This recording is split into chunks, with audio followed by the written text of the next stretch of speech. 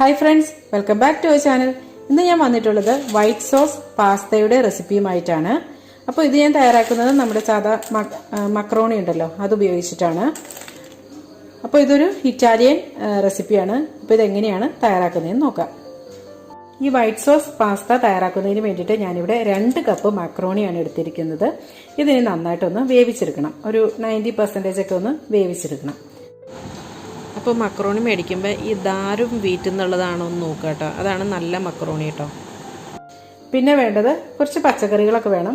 അപ്പോൾ അത് നിങ്ങളുടെ ഇഷ്ടത്തിനനുസരിച്ച് എടുക്കുക കേട്ടോ. ഞാനിപ്പോൾ ഇവിടെ കുറച്ച് ക്യാപ്സിക്കം, കുറച്ച് ക്യാരറ്റും അതുപോലെ വെളുത്തുള്ളി എന്താണെങ്കിലും വേണം കേട്ടോ.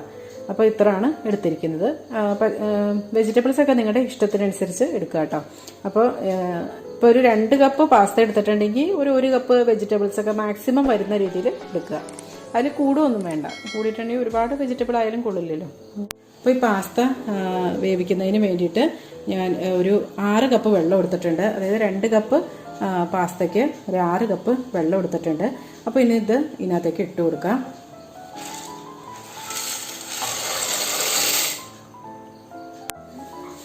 ഇതിനകത്തേക്ക് 1 ടീസ്പൂൺ ഉപ്പ് ഇട്ട് കൊടുക്കാം.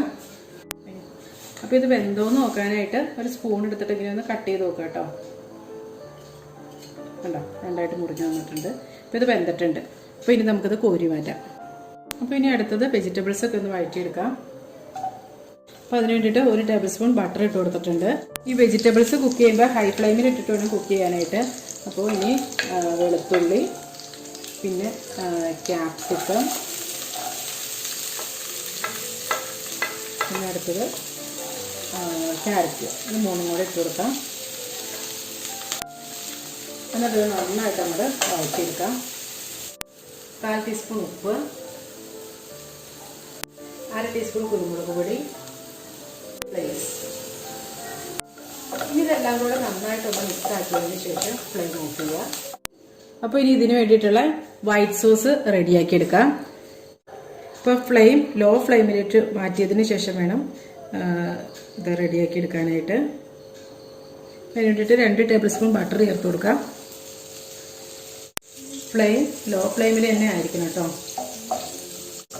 ഞാൻ നമ്മൾ വഴറ്റിയെടുത്തിട്ടില്ല, പച്ചക്കറി വഴറ്റിയെടുത്തില്ലേ, ആ ഒരു പാത്രത്തിൽ തന്നെയാണ് ഇത് റെഡിയാക്കി എടുക്കുന്നത്. ഇപ്പോൾ ബട്ടർ നല്ലപോലെ മെൽറ്റ് ആയിട്ടുണ്ട്. ബട്ടറിൻ്റെ കളറൊന്നും ചേഞ്ച് ആവരുത് കേട്ടോ. ഇനി ഇതിലേക്ക് 2 ടേബിൾ സ്പൂൺ മൈദ ചേർത്ത് കൊടുക്കാം. ഇനി ഇതിലേക്ക് 2 കപ്പ് പാല് കുറേശ്ശെയായിട്ട് ഒഴിച്ചു കൊടുത്തൊന്ന് മിക്സാക്കി എടുക്കാം.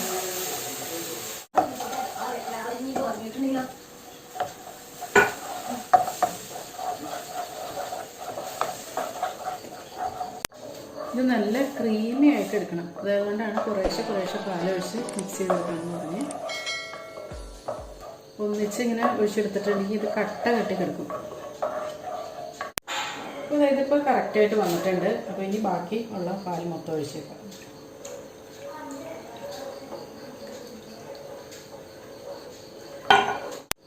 ഇതിലേക്ക് 1/2 ടീസ്പൂൺ ചില്ലി ഫ്ലേക്സും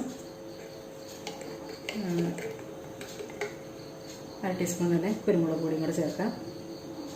പിന്നെ ഒരു നുള്ളു ഉപ്പ് ചേർക്കാം. കാരണം ഈ ബട്ടർ സോൾട്ടഡ് ബട്ടറാണ്. അപ്പോൾ ഇതൊന്ന് മിക്സാക്കി എടുക്കാം. ഇനി ഇതിലേക്ക് വെജിറ്റബിൾസൊക്കെ ചേർത്ത് കൊടുക്കാം. ഇനി ഇതിലേക്ക് മക്രോണി ചേർത്ത് കൊടുക്കാം. ഇത് നന്നായിട്ടൊന്ന് മിക്സാക്കിയതിന് ശേഷം ഫ്ലെയിം ഓഫ് ചെയ്യാം. അപ്പോൾ ഇതായിട്ടിപ്പോൾ നന്നായിട്ട് മിക്സാക്കി എടുത്തിട്ടുണ്ട്. അപ്പോൾ ഞാനിത് ഫ്ലെയിം ഓഫ് ചെയ്തു. ഇതിനകത്ത് ബട്ടറിന് പകരമായിട്ട് നമുക്ക് ഏതെങ്കിലും ഒരു ഓയിലൊക്കെ ചേർത്താലും മതി കേട്ടോ. പിന്നെ അതുപോലെ തന്നെ ഇതിപ്പോൾ ചൂടോടുകൂടി കഴിക്കുന്നതാണ് ഇത് ടേസ്റ്റ്. അപ്പോൾ ചൂടാറി കഴിയുമ്പോൾ ഇത് കുറച്ചുകൂടെ ഒന്ന് ഇങ്ങനെ തിക്കായിട്ട് വരും. അപ്പോൾ തിക്കായിട്ട് വരികയാണെങ്കിൽ തന്നെ കുറച്ച് പാലും കൂടെ ഒഴിച്ചിട്ടോ അല്ലെങ്കിൽ കുറച്ച് നല്ല ചൂടുവെള്ളം ഒഴിച്ചിട്ടാണെങ്കിലും ഒന്ന് ലൂസാക്കി ഒന്ന് എടുത്ത് വെച്ചാൽ മതി. അപ്പോഴും ഇത് നല്ല പെർഫെക്റ്റ് ആയിട്ട് തന്നെ ഇരിക്കും കേട്ടോ. അപ്പോൾ ചൂടോടുകൂടി തന്നെ കഴിക്കുന്നതാണ് എപ്പോഴും ഇത് ടേസ്റ്റ്. അപ്പോൾ ഇനി നമുക്കിത് സെർവ് ചെയ്യാം. അപ്പോൾ ഒരിഗാനോ ഉണ്ടെങ്കിൽ കുറച്ചൊന്ന് ഇട്ട് കൊടുത്തോളൂ കേട്ടോ. അത് നമ്മൾ കുക്ക് ചെയ്യുമ്പോൾ തന്നെ വേണമെങ്കിൽ ചേർക്കാം. ഞാനിപ്പോൾ അത് മേളിലൊന്ന് സ്പ്രിങ്കിൾ ചെയ്യുന്നുള്ളൂ. അപ്പോൾ ഇത് കുട്ടികൾക്കൊക്കെ നല്ല ഇഷ്ടമാവും കേട്ടോ. അപ്പോൾ ഇതെല്ലാവരും ഒന്ന് ട്രൈ ചെയ്ത് നോക്കുക കേട്ടോ. എന്നിട്ട് നിങ്ങളുടെ അഭിപ്രായങ്ങളും നിർദ്ദേശങ്ങളും ഒക്കെ കമൻസിലൂടെ അറിയിക്കുക. ചാനൽ സബ്സ്ക്രൈബ് ചെയ്യാതെ കാണുന്നവരാണെങ്കിൽ പ്ലീസ് ഒന്ന് സബ്സ്ക്രൈബ് ചെയ്ത് സപ്പോർട്ട് ചെയ്യുക.